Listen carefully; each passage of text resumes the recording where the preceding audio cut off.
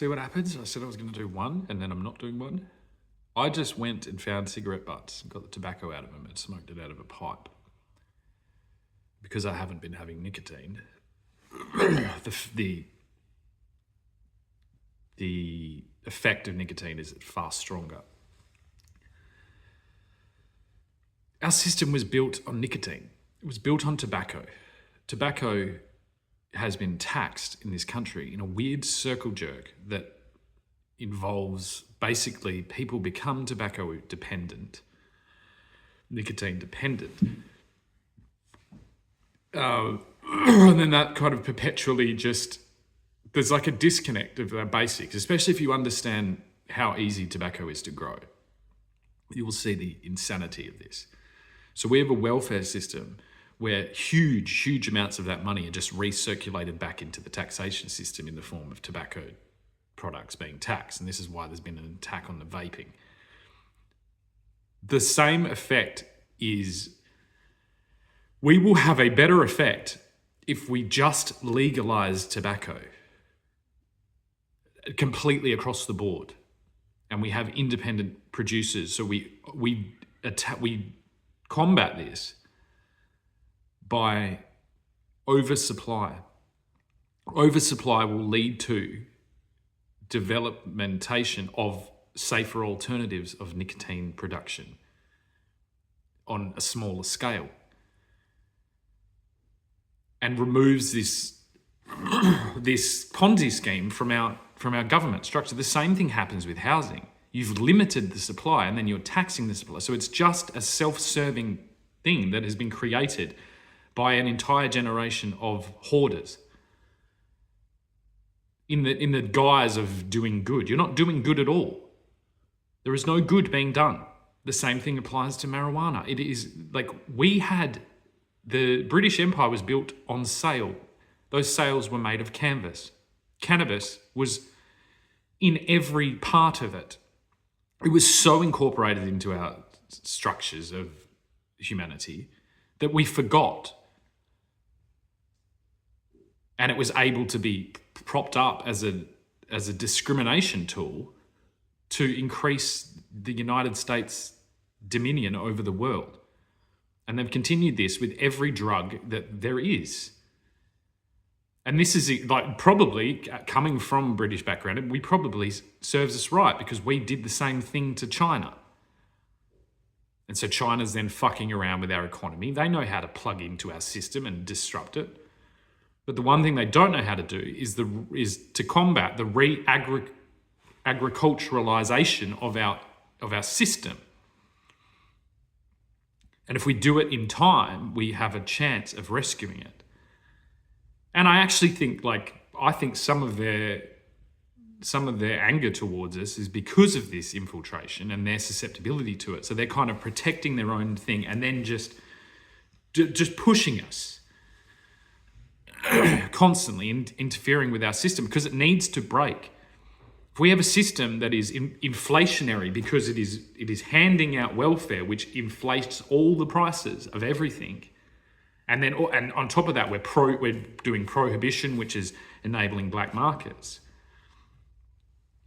I think you'd be amazed how much legalization and re-industrialization of those two products under the guise that, yes, you can buy commoditized tobacco at base commodity prices, like you're buying wheat, which is how it should be.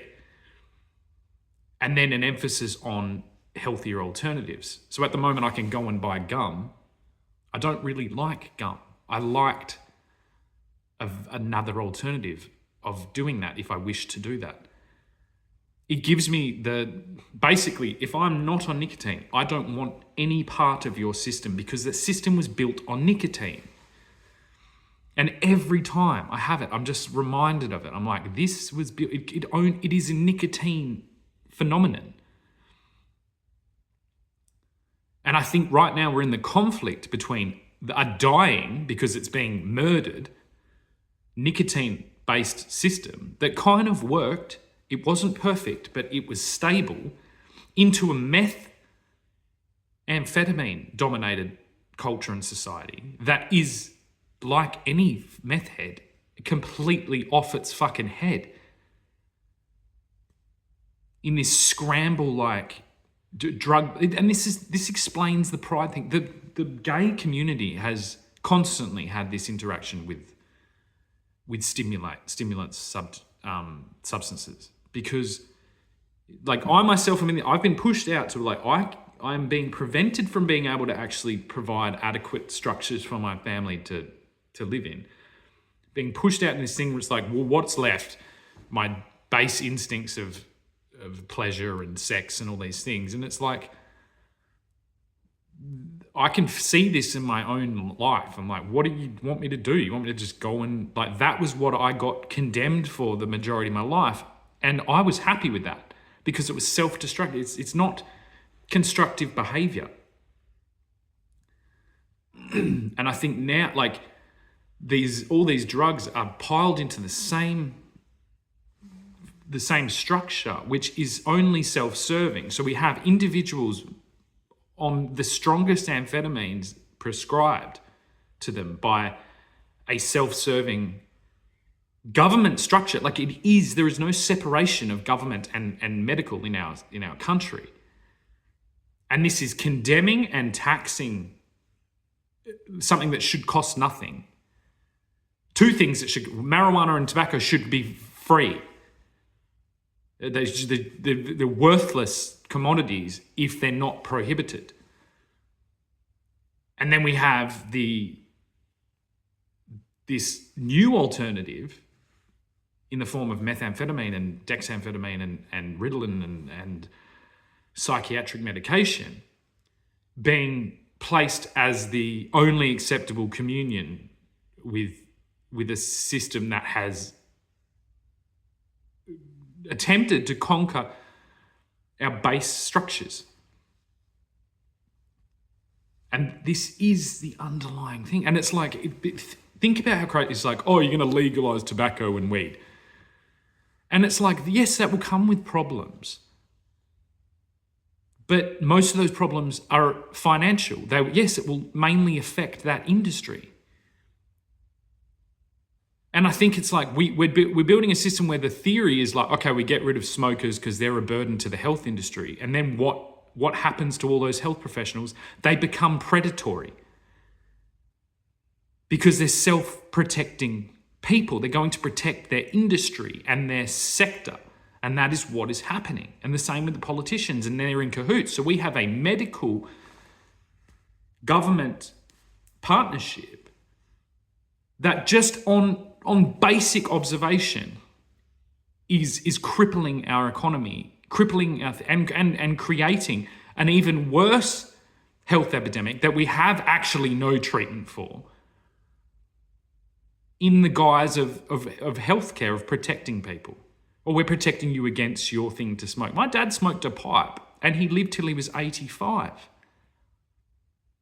And the only reason he stopped was money. And it was like, it was, you know, I think everyone has that. Everyone has this thing. I don't really like smoking. But I also don't like being a slave to debt, a debt slave or an indentured servant to a Ponzi system that is just pandering to a lethargic mass of demographic known as the boomers that wish to just feed off their children and grandchildren while they watch reruns of Australia's Got Talent.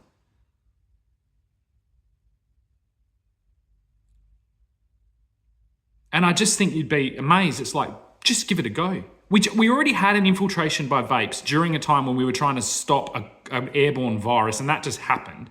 Our borders are leaky as anything, and that's not saying that we have independent flare-ups of independent. So I think you just have to do it. It's a failed prohibition, like all the prohibitions have been. And I think if you allowed people the ability to provide their own medicine, maybe it's flawed in some ways, but so are the official medicines being dished out by the doctors. We just need to return people to allow them to make their own decision. At least if they're growing tobacco, they might innovate. So I think this tobacco thing needs a bit more fleshing out, because it's obviously very controversial to claim that we need to legalise tobacco. And I do wish I had a whiteboard. I suppose I could write on my mirror. I don't know. I'll figure something out. But Yeah, I'd better, if I'm going to make a statement like this, I'd better flesh it out properly and connect all the dots. So if we take the most commonly referred to example of prohibition is alcohol prohibition in the United States of America, in which black markets obviously emerged. This was the same call, it was the same, and rightfully so, almost staggeringly worse than the actual effects of marijuana and nicotine and tobacco, the alcohol stuff going on during that period of prohibition. Like, I'm not against the core objections by prohibitionists. I'm more supportive of alcohol prohibition than I am of tobacco and marijuana prohibition. It's just that prohibition doesn't work. It always has the same effects. And I think unlike alcohol, though, where alcohol was pushed to stronger and stronger spirits, although that was seen in tobacco as well, these vapes were too strong. They were too strong because it's prohibited substance, so it makes more sense to make them stronger. And then you can start making the arguments of like, well, we put some meth in there as well, like, because it's cheaper to buy meth than it is tobacco, because tobacco's harder to conceal than meth is. I don't know how that all globally works.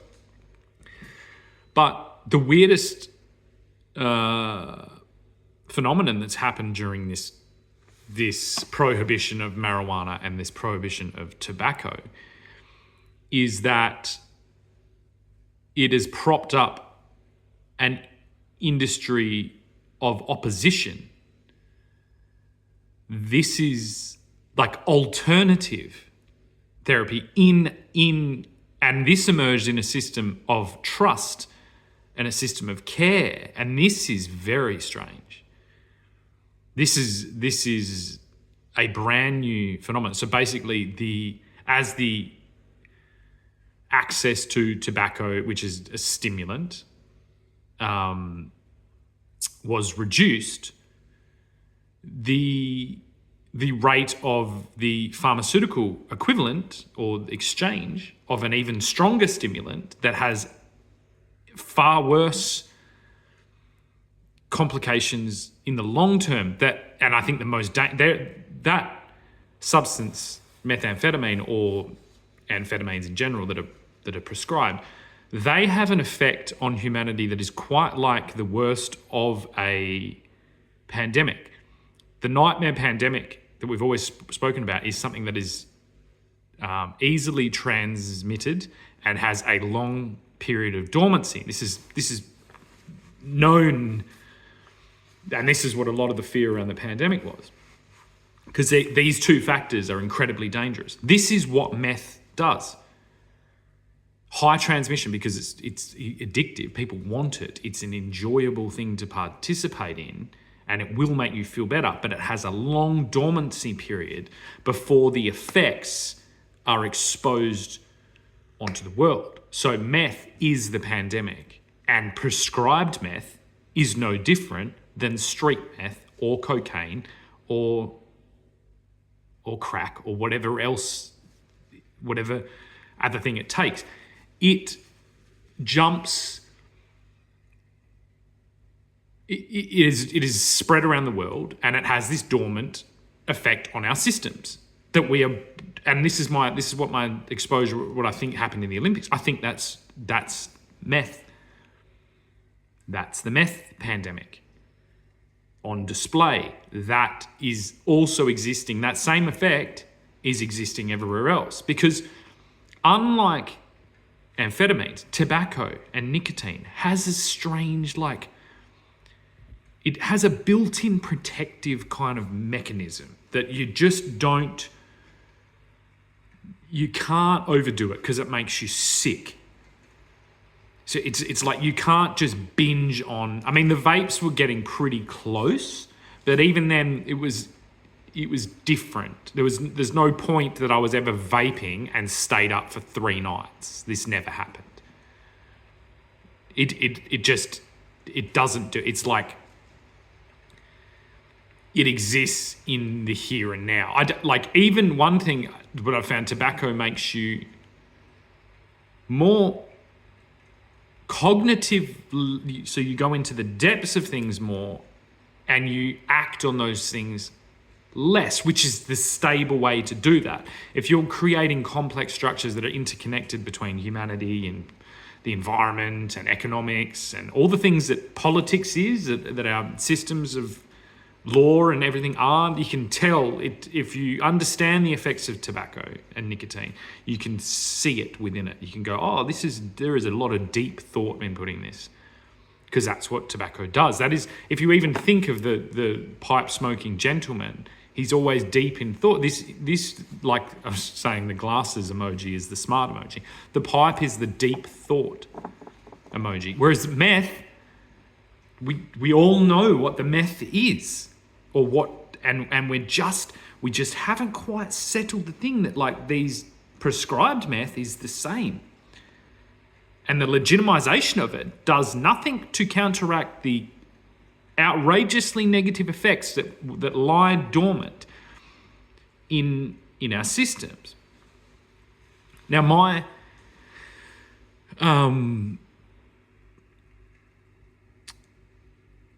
my call to legalize tobacco is, for personal consumption, is a very strange thing, because it's like, because I'm aware we need to have individuals that have a more intense relationship with their environment. And so we need, one of the ways that this has consistently been done is by cash crops. Tobacco and marijuana are great cash crops. They are amazing. They are stable, they are long lasting, they're easy to store, and they're easy to manufacture, and there's a market that's there, whether it's illegal or not. Even if you bring it down to rates, it's a better product, whereas there is no other alternative that fills this. So what you'll get is, like, you don't get, if you legalize these two things, you'll end up with a local based economy for these products if it's legitimized and allowed. And then on top of that, the excess production can go into things like organic fruit, vegetables, animal products, things like this, to create closed loop, community-based supply chains. But it needs, so it's like, and this is basically the thing. If say I have access to land, even the land I have access to now, I could do it, but I can't do it economically because I'm in competition with this shop that has all these other things. It's like, and tobacco is one of them. And so you can see, it's like, why is an international web of tobacco hoarders being put over the interests of, like, this doesn't make sense. None of it makes sense. And at the same time, you're hiding and supporting a meth epidemic in the country, the same as the opioid epidemic, except weirder and more delayed. At least the opioid people were kind of flaring up and becoming zombies and showing clear signs of degradation. This meth epidemic has already, its dormancy, we've got 10 years of dormancy, and this is connected to all our financial institutions, actually all our technological development institutions. And it's, you know what I mean? You all bet on it. You all bet on meth heads. And I didn't, and I want to know. I'm now seeking permission to create a structure that is able to defend against the inevitable collapse of your drug-fueled pandemic that was propped up by the interplay between government and the medical industry, which is now 100% predatory in my observations. And I think like this experiment is easy to do. You just get a group of 20 people. You do this all the time on reality TV anyway. Get a group of 20 people. Half of them are going to be on prescription pharmaceutical drugs, and half of them are going to be on, they're allowed to have nicotine and cannabis, and then let them talk and watch their interactions. And you'll see this effect in real time. You will see any experiment, anything, and then you can flow that on to our greater systems, and you can see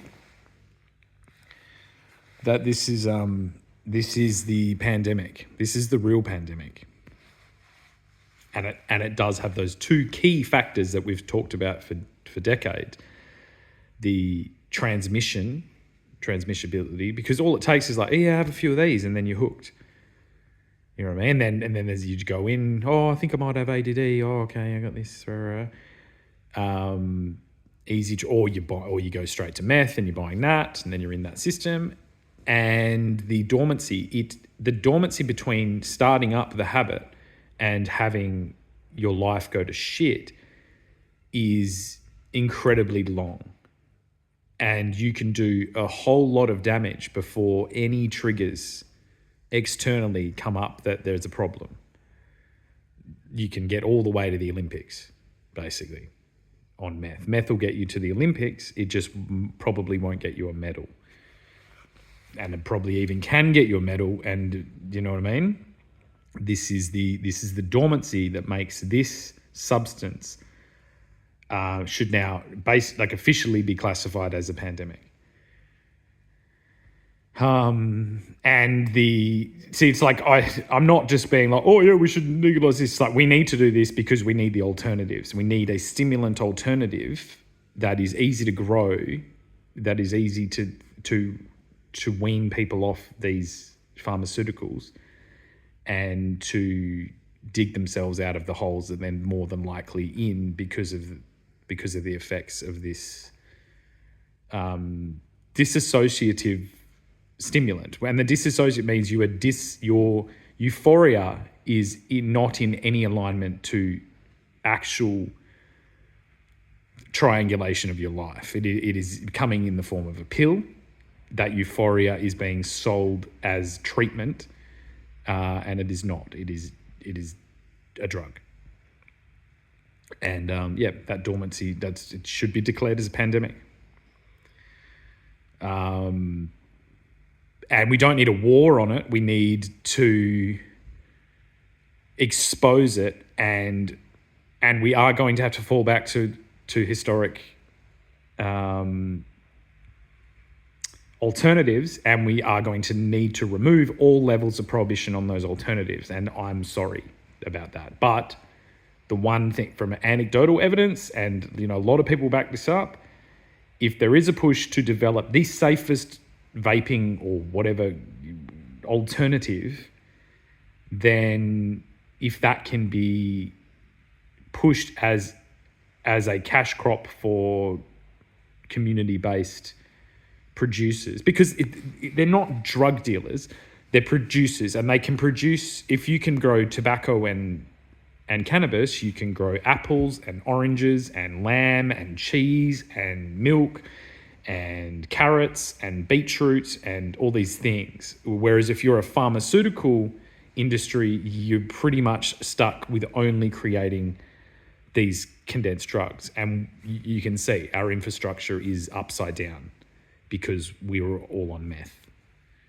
Our system was built by crackheads, and it looks like that. It's a video game where we've dissociated from our actual environment. And I need clear strategies on how to get that back, and I'm not going to be facing legal retaliation in the hopes of defending against complete insanity.